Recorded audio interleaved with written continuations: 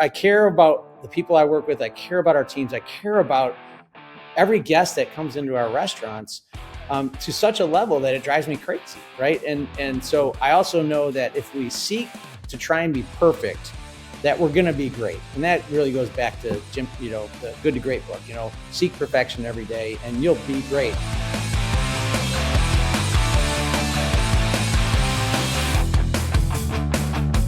Hey, everybody, welcome back for another episode of What's Next. My next guest is not only a longtime friend and business partner, but quite frankly, he's a fucking rock star.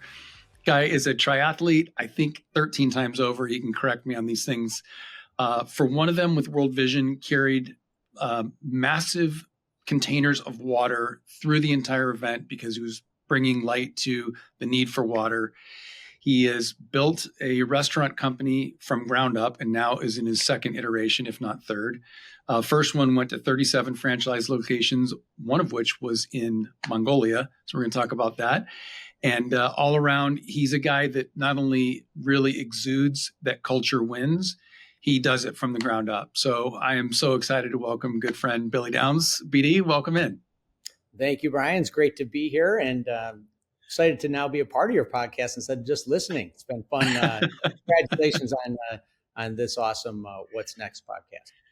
Oh, thank you. Guys like yourself have been the impetus behind getting it done. We spend a lot of time talking about people and growth and mentorship, and out of that has come this really cool community around the show. And sort of my commitment is to open those people up to guys who have been so important to me. Clearly, you have been that as a friend and a mentor. And I think your experiences really pour into it.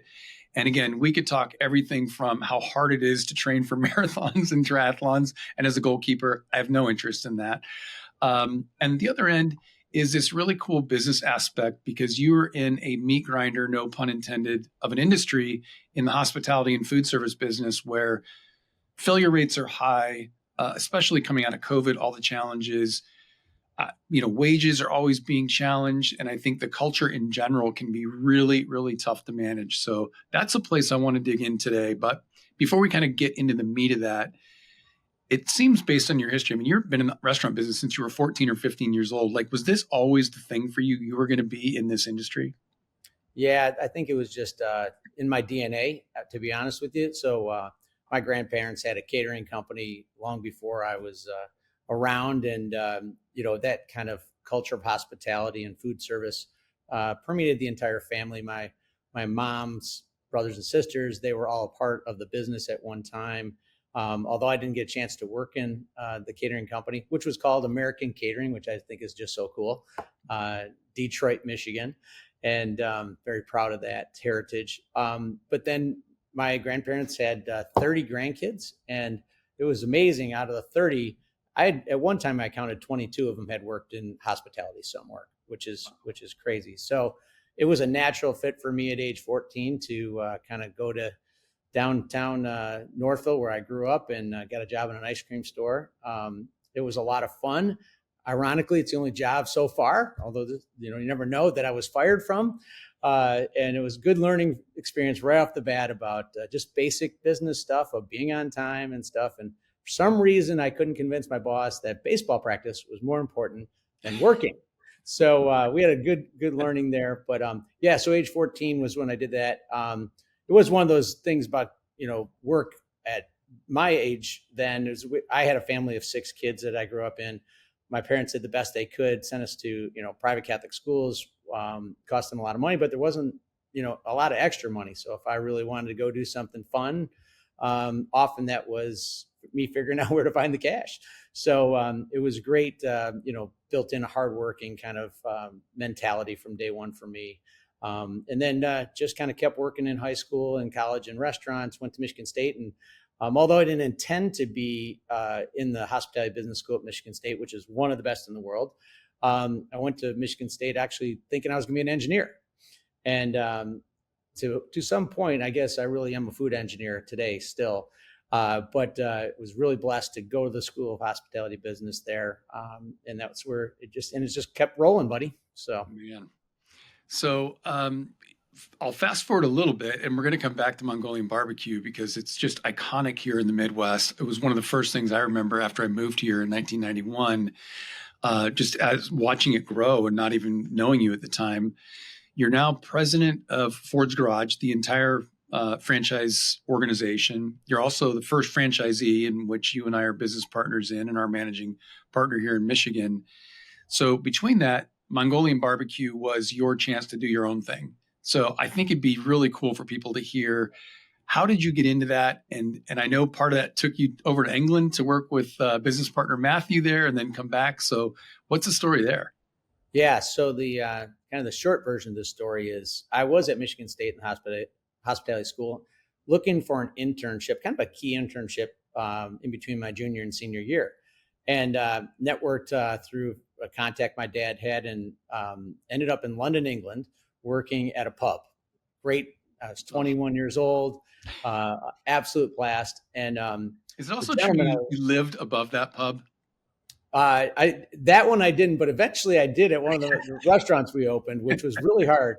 But the story really was this: is that during that summer, the gentleman who hired me, his name was Mark, had inherited a nice chunk of cash and was investing in small businesses. And another gentleman named Matthew Kirby wanted to open up a Mongolian restaurant in the UK. And so Mark asked me to kind of meet with Matthew and give him an opinion on what I thought. And the concept sounded cool. And the location was really close to where Mark had grown up. He felt good about the location. And I had some concerns on the management because there wasn't, although Matthew is a very smart guy and had a great idea, he just didn't have a fully experienced management team starting off. And so I kind of voiced those concerns to Mark. I went back to Michigan State, finished up my senior year. And then when I graduated, they actually made me an offer to come over and be their ops guy. So that was the start of our version, or our start to Mongolian. So it was called Mongolian Barbecue UK at the time. And Matthew allowed me to run the restaurants. We opened up a couple more while I was there. And then eventually the three of us decided to partner up and come to the States and do an American version of it, which is what you found in 1991. I think you said, actually, we opened in 92. August of 92 was in Royal Oak, Michigan, and had an amazing run with this, this American Mongolian guy, I guess, running around the Midwest. And we had an absolute blast. Yeah, and I think we've got 2 shows worth of stuff on the guerrilla marketing and promotion thing that you guys did with Mongo Man and the rest. I won't digress there, but I'd say future episodes are going to include that. When I think about building a restaurant, of which I've never done, I'm fortunate enough to be a behind-the-scenes partner with you. It seems like athletes in general, especially professional athletes, either get pitched to be part of that or somewhere it's in their scope. And I feel like the draw is because a restaurant feels like a very team environment. So in saying that, through sort of grade school, middle school, high school, was team a part of your thing, playing sports, and did any of that transfer in that you'd say, yeah, those 2 things are kind of harmonious together? Yeah, I think it's so interesting. It's, even though, the sport of triathlon seems very individualistic, I was always part of a team. In fact, that was a phenomenal team I was a part of when I was doing Ironman. And in high school, I was a part of a smaller team. A ski team was my kind of claim to fame. Although I played some other sports, baseball and football and stuff, I ended up kind of doing well at skiing. I don't know how that correlates to triathlon, but it did. I was also a swimmer, but yeah, team was always a part of things in my life. I enjoy, reflecting individually and stuff, but I always like being in doing life as a team. I was part of a big family, which is a team. But back to, the triathlon team, it was us working together mostly in the training environment to prepare ourselves to excel at an individual level. And it started with Mongolian because this group of elite triathletes in our area, in Detroit area, were looking for a sponsor, and they knew I was kind of dabbling with triathlon, and they pitched me and said they'd help teach me how to do this stuff. And again, I'm a knock around athlete at best, but somehow they got me up to a high level that, I got a roll down spot to Kona one year, but I'm certainly appreciate those guys. They're some of my best friends today. And then, as it comes to business, it was just a natural to bring that into the business, the team environment. It works very well in restaurants. I can see why athletes are attracted to restaurants. They're probably better partners than doctors and physicians who, sometimes just, put their money in and, it could be a kind of a high risk situation. All restaurants are. But, one of the things I've put into place in my teams with restaurants is also, making them a part of the business. I've had profit sharing. In fact, Matthew, back in the day, Matthew Kirby, when we were in London, was doing profit sharing every single day on every single shift. Literally, a percentage of sales cashed out, cash in hand at the end of the night. It was really fun. Today it's a little different environment to try and do that every day. But if you really look at it from a server perspective, they own their own business. They have a 4-table section. That's their business. And they need a lot of team around them to help them make that business work. They can't cook the food and serve the food. So we need a really good kitchen team. And, it goes through in our management teams, but I'm very proud of the teams we've built on the management side. That was at Mongo, and that's here today at Ford's Garage, especially in Michigan, where we've been out here since 2017. But teamwork, as they say, makes a dream work, and it's a huge part of our culture. What a great segue then, because I think you just highlighted something that I didn't even think of, which is, you've got these independent business owners called waiters and waitresses, the wait staff themselves, bartenders, taking care of everybody sitting up top. But in reality, there's this entire support team. And I think our athletes can certainly understand that, given that, sure, you go out in the field and you play, but you've got trainers, coaches, medical staff, dietitians, you name it, behind you, that are never stepping on the field, but there to help you. So I think that's certainly similar. How do you then start to build a culture where it isn't just siloed? Because I think that's where some of this gets fractured is, okay, I have a culture, I understand that, but you do in your business, hey, you guys, you're line cooks, you guys are wait staff, you guys are X. How do you make sure that sort of cross pollinates and doesn't get stuck in each little column? Yeah, well, I think it starts with a vision of what you're trying to do, right? You need to share a very clear vision. And in that vision is how our team can, really accomplish this. And then you're supporting that vision with certainly short and long-term goals, but you also have to have the values, right? And so I think that's when we align all those things, our vision all the way and our values and where we're going every day, that makes it a team. And, aligning the, like I was mentioning, the profitability of the business, the percentage we share, bonuses with people, not all the way down to the front line as much as the management, but everybody knows that they can get to that level of management. I mean, when you come into Ford's Garage, especially, I've just recently taken over as president of Ford's Garage, but the last few years we've been working here in Detroit of building a really good road to success that can go from an entry-level person all the way to becoming their own franchisee. And that's the cool thing is like, if and so we're all about, working as a team to develop our team members. You're only as strong as your weakest link. And we all got to work together every single day, lock arms and be a team. I'm a huge note taker, so everybody on the show knows that. One of the things you said there, I'm going to maybe skew the words a little bit, but one of the values is that you're able to sort of show people a path to go up if you want and invest in them to grow up if that's their interest, right? Where some might say, no, I'm really happy being where I'm at. But I think you just pointed out a really important part of that culture, which is it's not limiting, right? So if you want to aspire to move up to an assistant manager or be a manager or a general manager, or in this case, if there's multiple restaurants, maybe even regional type opportunity, it sounds like that's part of the culture, that you won't be limited with your work here. Which is that a good summary of that? Yeah, you're doing great. And the fun thing is when you create that vision of where you could grow as a person, and and then to actually have it happen. And that's what we're starting to see is that after the brand started in 2012, and there's a great story of a gentleman named Tom who started as a cook and is running one of our busiest restaurants in Sarasota, Florida, and making a bunch of money and having a lot of fun. And it's just a great, when you see that happen, and we have other people that are rising in the organization that came in as entry-level people. But the industry also attracts a lot of different types. People work in hospitality, sometimes for flexibility. They just want to work a couple days a week. Sometimes it actually is, raising money making money to, pay for school or whatever. And I was always telling people, whether this is a stepping stone onto something else or career path for you, all of it's okay, because if you're motivated as a stepping stone that I did, earn money to pay for school, I think that's really cool. That's a great reason to go to work. If you're motivated because you need beer money, that can also be a good reason, and I'm not sure if it's beer money or more gambling money with this generation today, but they certainly like DraftKings and everything else out there. But I think you get my point. Yeah, no, that's great.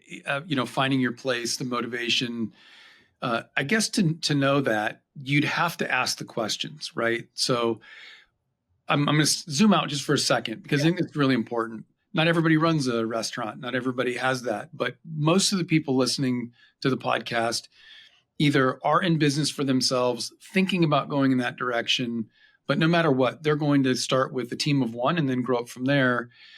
How, using your experience in the restaurant business, if you zoom out and say, okay, forget restaurant for a second, another business, where's a good place to start in that culture? I heard you say vision and values. But if I'm like a business of 5 people, I think a lot would say, it's not important right now. I know you and I would disagree with that. So outside the restaurant industry, where do you start with the vision and values, even if you're in startup mode and just getting growing? Yeah. Well, I'd imagine it starts with an idea, right? You're either going to create something or you're probably going to be attracted to an industry or some type of business that's already out there. And then, I've fine-tuned things more in my career than I have created them from, and I'm not talking about the culture piece, because certainly I really do a lot with the culture piece. But, when I joined Matthew Kirby in London with the Mongolian, he kind of had it already going. And then I was able to work with him to make it better. And then in this Ford's Garage situation, it's another one where I wasn't the first innovator of it, but I was attracted to the environment. And I'm attracted to what I wanted to do with it. And my first step into that was as a franchisee, which was different than being a franchisor for sure. I like actually, having control. I guess I am a bit of a control freak. No.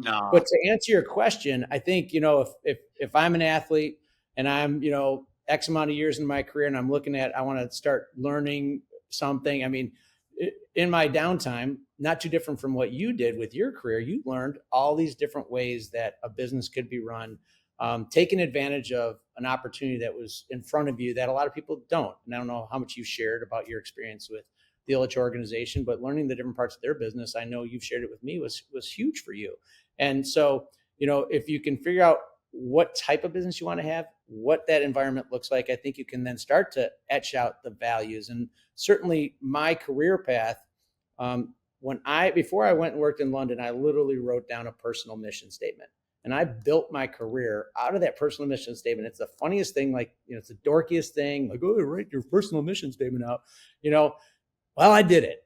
And then I still have it. And I go back and laugh at it because, a lot of it came true because I wrote it down, and part of that is the type of environment I wanted to work in and how hard I wanted to work in order to have the opportunity that eventually was put in front of me. I didn't know what that opportunity was going to be. And for me, I did find a place I like to work in. I like working in restaurants. It's fun. The last place you'd see me is probably sitting in front of a computer all day. And I think as the president of Forge right now, there's a lot of admin stuff that I'm catching up on because franchising does have, agreements that are a little thick, and you got to, do that side of the business too. But I much rather be out there with the people, impacting the people or the restaurants, the leaders there, trying to show them the way to do this.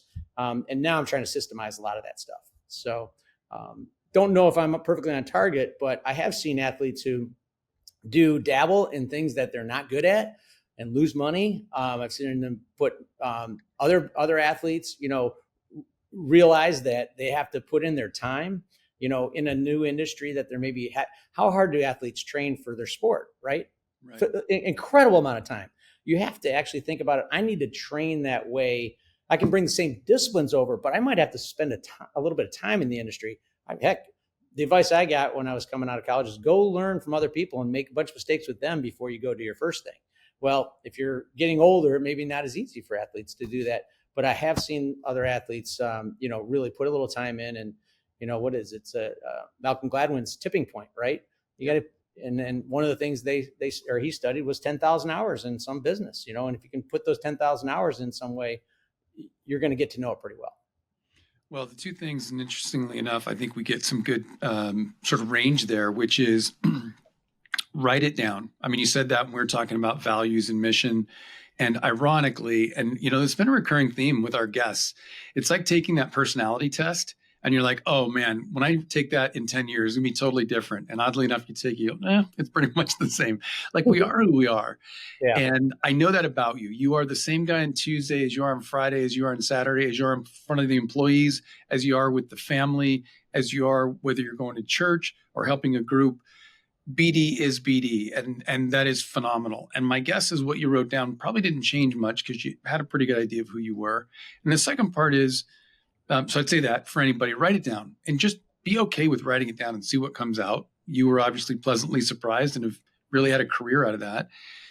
And I would say for every single episode, the term hard work has come up every single time, whether it's referencing the 10,000 hours or what we do as athletes on the training field before anybody gets to see us under the lights. There are no shortcuts to that. So that's kind of what the show is about, really, is we talk about experience leading to other things, not just sort of vague advice. It's no, you're going to put in the time, go spend time with someone who does that, work hard, and it's going to come out of that. And honestly, if you don't have a BD in your life and you're thinking about going into the restaurant business and have never done it before, you probably want to check in a little bit. I think take Billy's advice and at least go spend some time in or around one meaningfully and decide if that's what you want to do, because it's not for the faint of heart. The upside can be amazing. You've got team environment in there. So Billy, I appreciate all of sort of those nuggets that are going into that. Yeah. And I think, as you look at different businesses, especially like the difference between investing in a restaurant, right, or becoming a restaurateur yourself versus trying to do a tech type of company investment, they are completely different animals, right? And, the number of athletes who probably put money into different kind of things that I'll call it a hockey stick. You're looking for the big kick at the end. Restaurants are plotters, they're ones that can be good cash flow things over and it's not going to be early big returns. It's going to be good returns over time if you run it the right way. That's what happens. That's how restaurants work. Once in a while, people get lucky with big kick, big wins. We with Mongo, when we sold Mongo, we had a big win. It was something we worked towards. It wasn't a hockey stick tech kind of win that meant that I was going to go sit on my butt for the rest of my life. In fact, I don't think I could sit on the butt, but it was a good opportunity for us. Yeah. I don't think, regardless of the amount of money, I don't see you sitting on your butt. And again, a lot of the people that give us feedback about the show are in that spot. They've either finished a career, sold a company, and they're trying to figure out what's next. And somewhere along the line, social media told them the goal is to retire. And yet, whether you're 35 or 65, for most of us thoroughbreds, that doesn't feel very good, right? So I think you're right. It's sort of this idea that you're going to keep going no matter what. So if you're going to do that, do it in a place that you love and understand what's going on. To your point about restaurants, this is not your swing for the fence, big hit. It's a lot of bunts and singles, and that's perfectly fine in this industry, and that's how you build some success. And I think also, given your experience as a professional athlete, I'm part of 3 franchises. So Ford's Garage, Temporary Wall Systems, and Little Kickers. I think there's also something to be said about that, where there is process in place ahead of it. You're not just going it on your own. You're joining part of a bigger team, right? That's obviously what you're helping to build even bigger at Ford's Garage Corporate.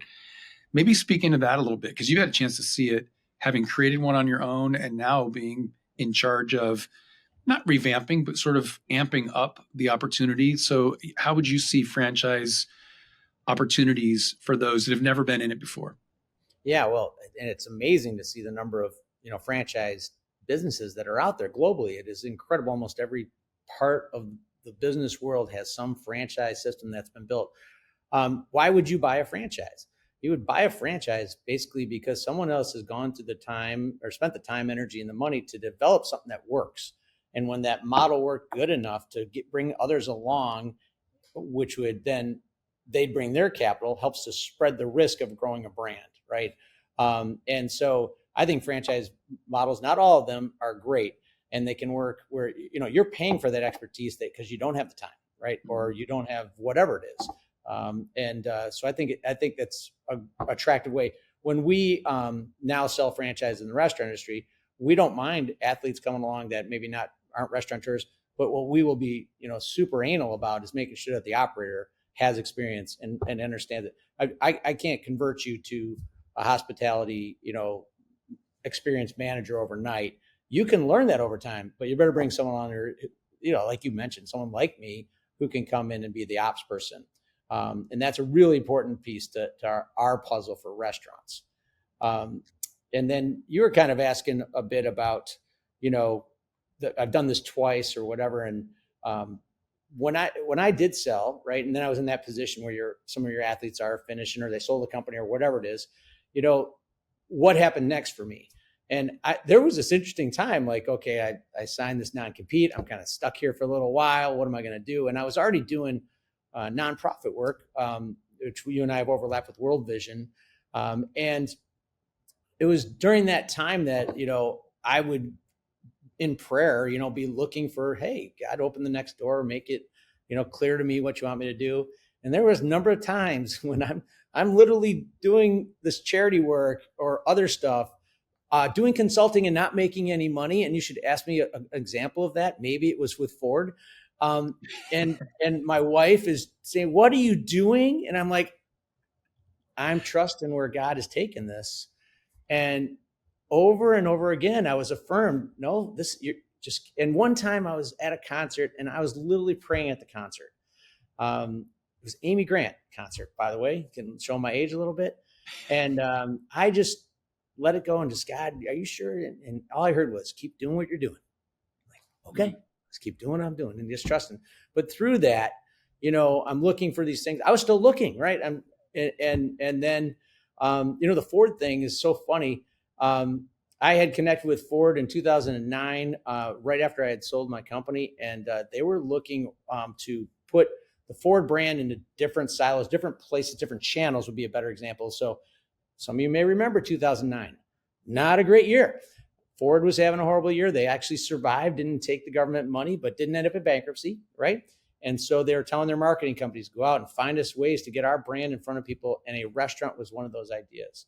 So they decided not to do that restaurant at the time. By the way, it was called the Mustang Grill, and it was pretty cool.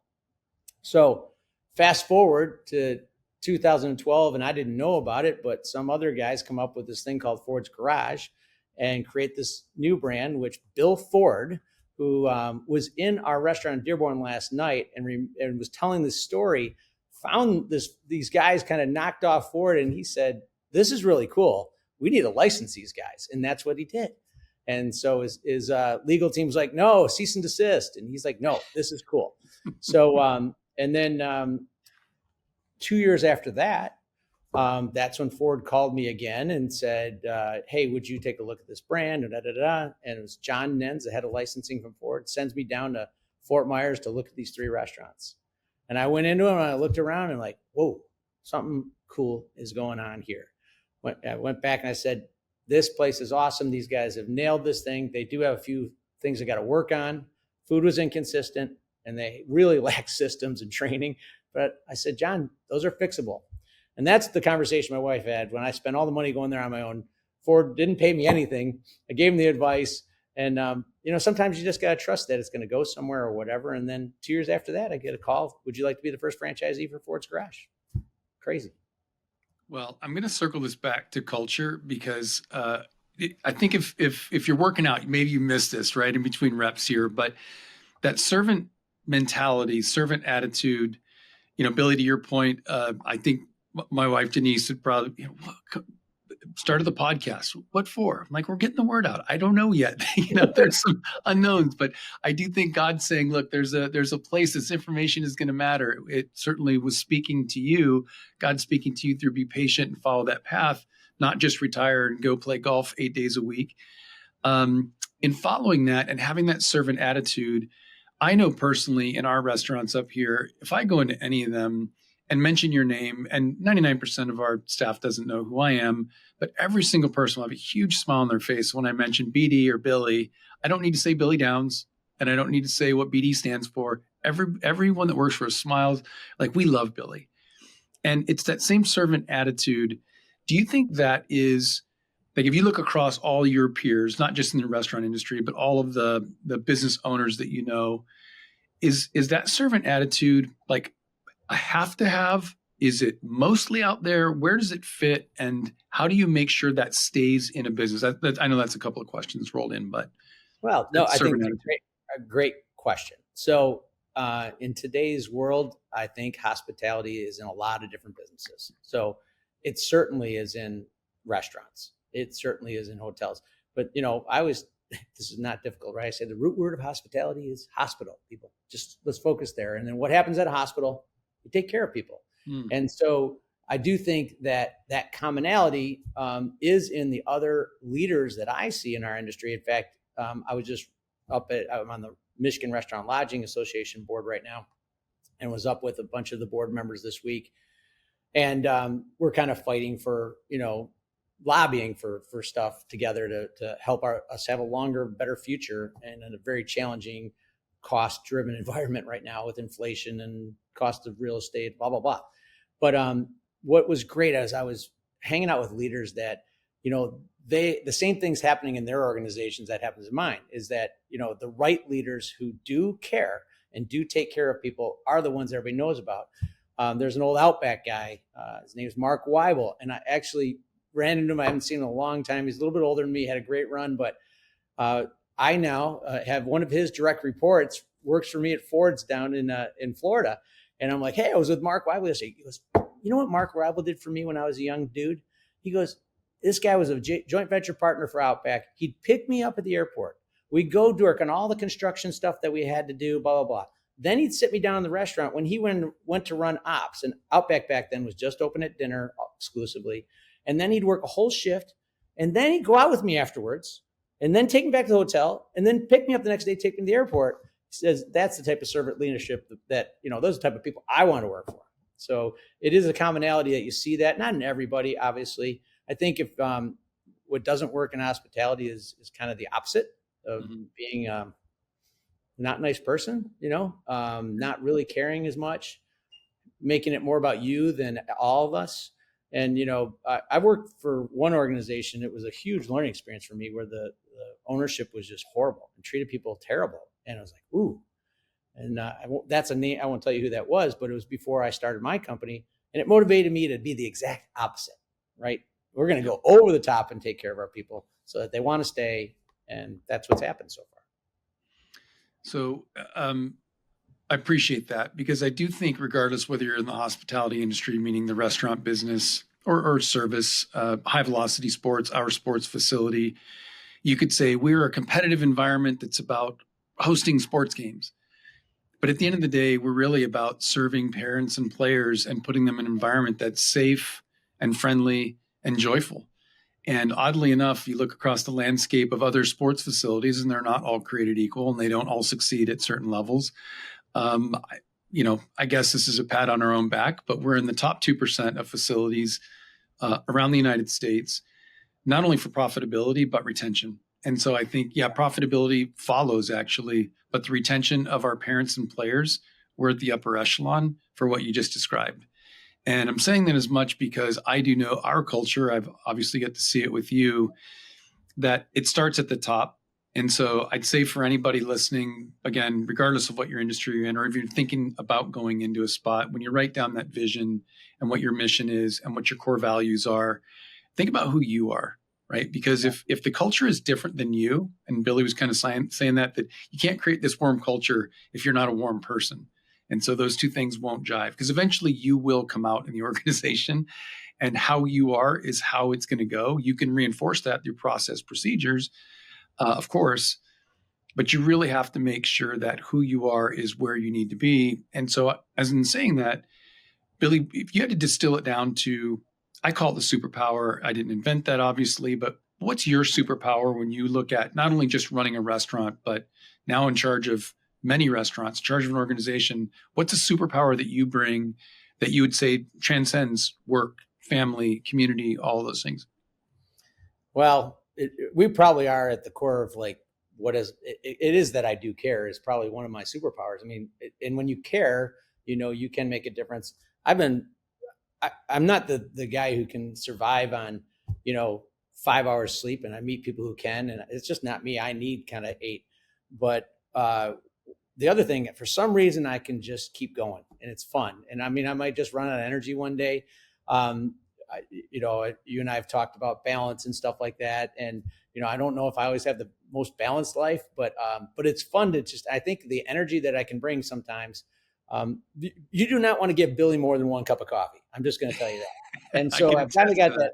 I care about the people I work with. I care about our teams. I care about every guest that comes into our restaurants, to such a level that it drives me crazy. Right. And so I also know that if we seek to try and be perfect, that we're going to be great. And that really goes back to Jim, the Good to Great book, seek perfection every day and you'll be great. And I know that the restaurant industry is never, ever, ever perfect. It's not.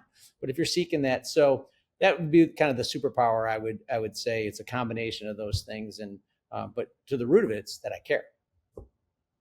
No, I love it. A few episodes ago, we had Michael Breed, probably one of the most decorated teachers, up there with Ledbetter and many more. And he was very firm on that. The same exact principle that his superpower was he cared. And it's how he got a chance to work with the greatest players on the planet, how he did such great work at the Golf Channel, transcended so many different ways, now is doing something on his own. And he's like, it just was because I cared and everything else fell in behind that. And I think the same thing, as much as it's I care, the keep going attitude, would you say, and this is a loaded question because I kind of know the answer, but your keep going Energizer Bunny thing, I have to imagine is tied to the fact that you are doing what you love. Oh, I'm blessed. And not everybody can do what they love. It is tough at times. This COVID thing, that wasn't really fun for restaurants, especially in the state of Michigan. I'll stay out of the political stuff for now. It was a really big challenge. It was a test. And then, on the backside of this whole generation of young people are different. They are different. And then it was accelerated by COVID, but it was already happening with, the mobile devices and constantly on their smartphones and stuff. And it just went to a whole nother level. And that's been really hard to navigate. It's made this industry harder. The shortage of workers that came out of COVID, it wasn't fun. And managers who were used to leading were doing much more. And it was wearing on people and wearing on me as much as I could. And we're not in control of everything, but if you can just, the things that you are in control of, do the highest level you can and see what happens. And, the backside of it, or now we're kind of coming out of that. Businesses need to continue to evolve to make it fun. And that's what I'm trying to do, is get our business to evolve to the next level. Because it's not the same as it was in 1992. In fact, 1992, our values were have fun, make money, teamwork, growth, and community. And on those 5 words, we built a brand. It was unbelievable. And so now those have fun, make money. Well, some people aren't motivated by money. It's crazy. It's like, so what are you motivated by? Oh, I just want to have time off. Okay, well, can you work hard while you're here? So it's just people are motivated by different things. Yeah, it's funny you say that. I wrote down fun/love. And I think it's interesting that when I say do what you love, and I'm going to challenge you a little bit, I think we all get a chance, at least us we won the zip code lottery in the United States, let's say in most places around the world where you have access to this, is you can choose to do what you love. And my example was building a company like ProtectCell. We were a cell phone insurance company. Now, my business partner, Rob, had 20 plus years in that industry and loved it. We grew up in it, loved it. Since, like you, the age of 14, he was installing car stereos, and he just loved being in that industry. I, on the other end, didn't love that industry that much. But what I loved and my superpower was building high-performing teams. And oddly enough, I'd been in business with Rob for almost 3 years, started with 2 employees, he and I, and a third, an assistant, and grew it to 125 employees, doing 125 million. And not until the 3rd year, we sold it after about the 7th, I think, did I realize that I wasn't having fun because I wasn't in tune with what I loved. Even though I was in a company that was growing, it was Inc. 5,000, then the Inc. 1,000. But when I shifted my gaze to what do I love to do? I love to build high performing teams. I removed myself as CEO, took over the sales team, worked with high performers. And as you can tell by the smile on my face, I was like, this is unbelievable. It's awesome. And it was my thing of, I'm going to go back to what you said.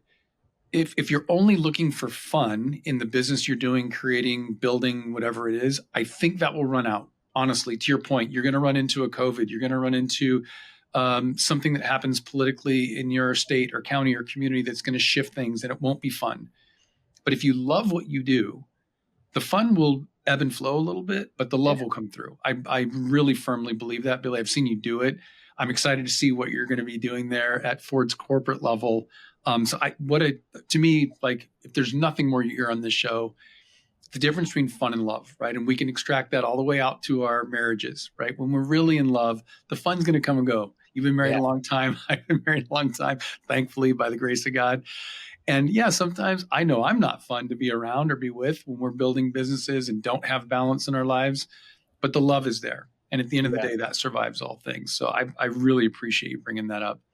Yeah. And that's what's got me in this thing, because I had opportunities to pop out of this industry. And during, I'd say really during COVID, kind of a couple of things popped up but I've stayed and I love it. Well, we appreciate it here locally. I know the corporate side, as they get to know you, are going to become more accustomed to that and akin to kind of that warmth and generosity and humble servant attitude you bring. As you look into the future, I think any of us look at businesses that they may grow and sell. You've been through one already with Mongolian Barbecue. How did you make sure that the actual culture, you just mentioned fun, make money, what we're doing, and then it goes through a transition. How do you keep most, if not all of that intact? Because obviously you're at some point going to be extracted out, but how do you make sure that exists through the exit? Because some of our guys are in that spot of like, I almost don't want to sell because I'm afraid the culture won't continue. So how do you do the best at that? That is a really good question. So I wouldn't say I mastered that with the first sale. So probably one of the biggest frustrations was that, after I sold the company, we sold the company, that things weren't the same.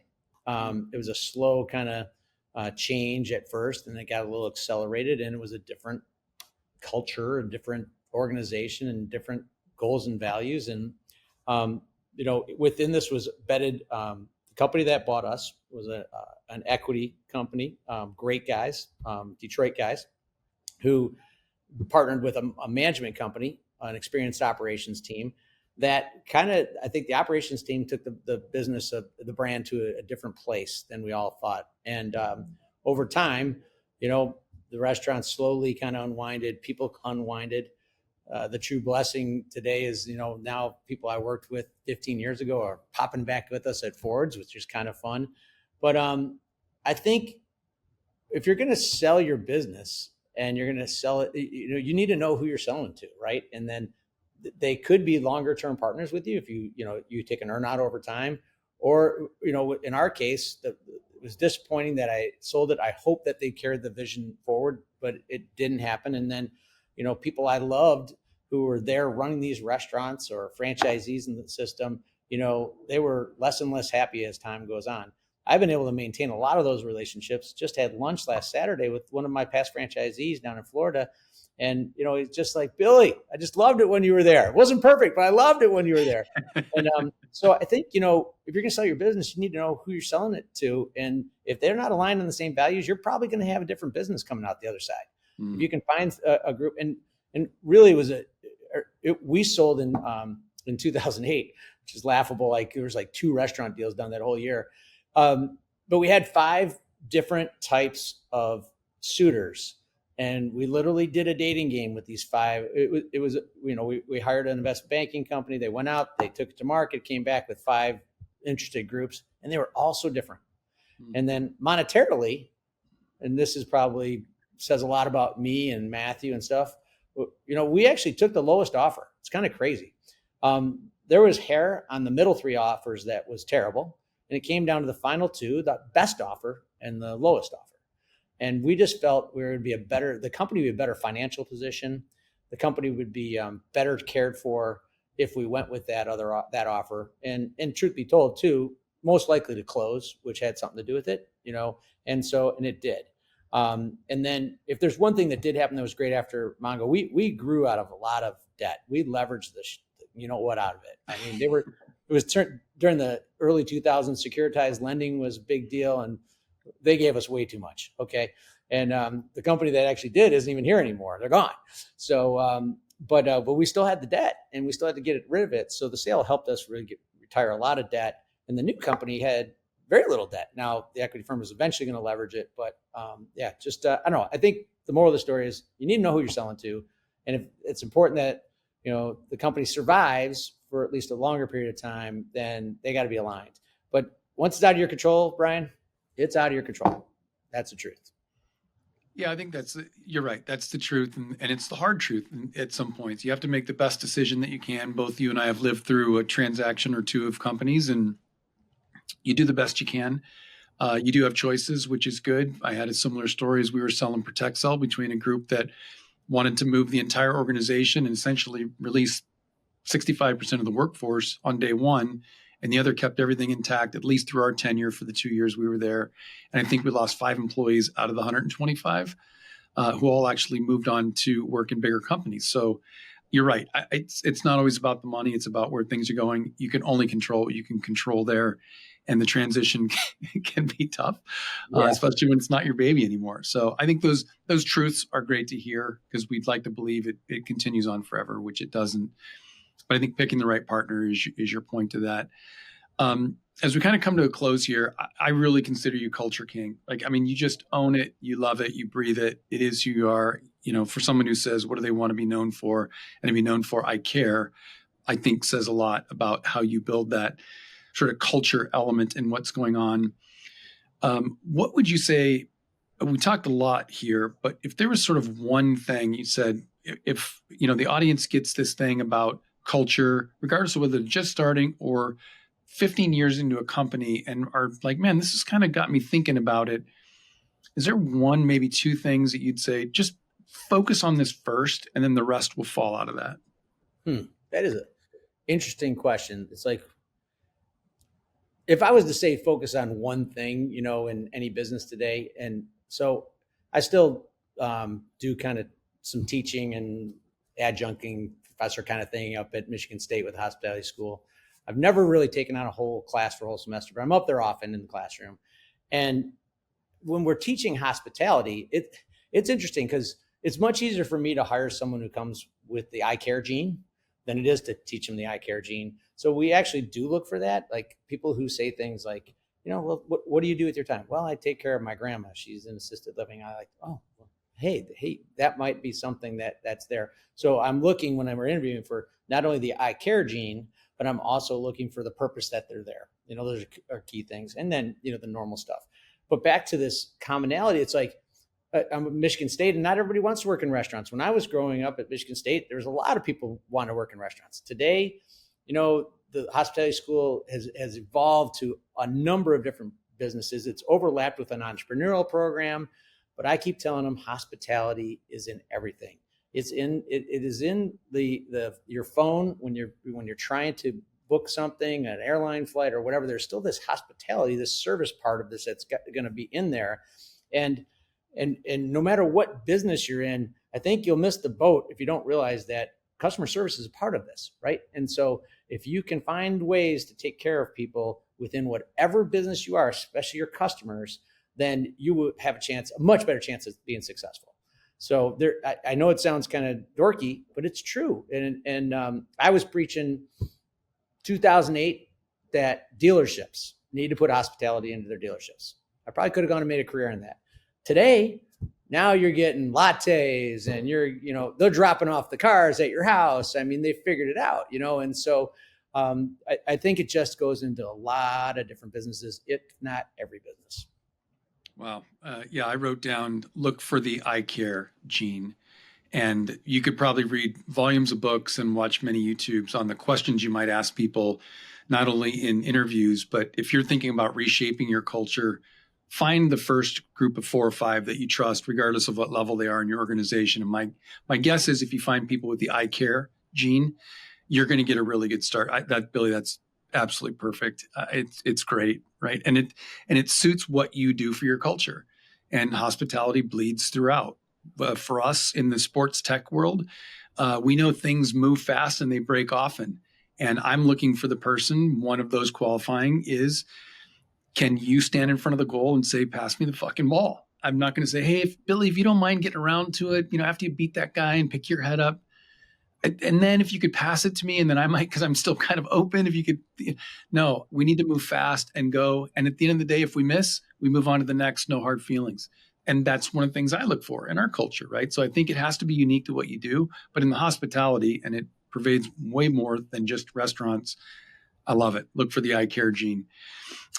We ask everybody on the show as we come to a close, based on the title of the show, as you'd imagine, what's next? So I'm sure you've got a few things in the hopper, if I know you well.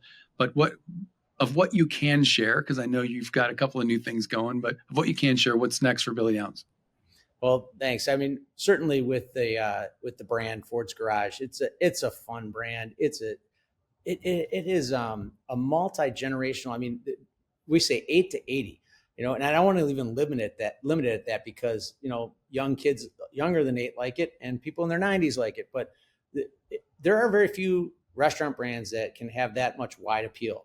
And so the other thing is that Ford Motor Company has been around 123 years. It's one of the most iconic brands in the world. And is it timeless? I don't know, but it's really doing a good job after 123 years. Certainly having troubles shifting to the EV world and everything else, but they're going to make it. And I certainly hope so. I'm betting on that one. But I think Ford's Garage has an opportunity to be a timeless brand.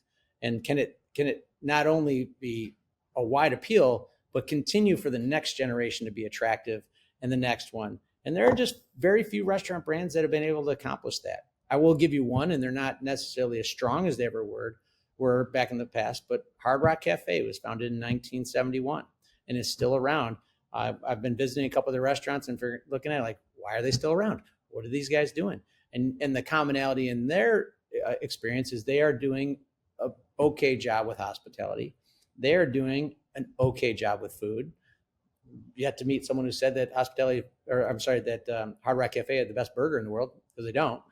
But they have a magic connection that they make where people can listen to the music or see the pictures on the walls or the guitars or whatever, and remember or connect back to something in their life. Maybe it was last week, maybe it was 10 years ago or whatever. And I just think it's a cool thing that they have. And I'm looking forward to making Ford's Garage stand the test of time.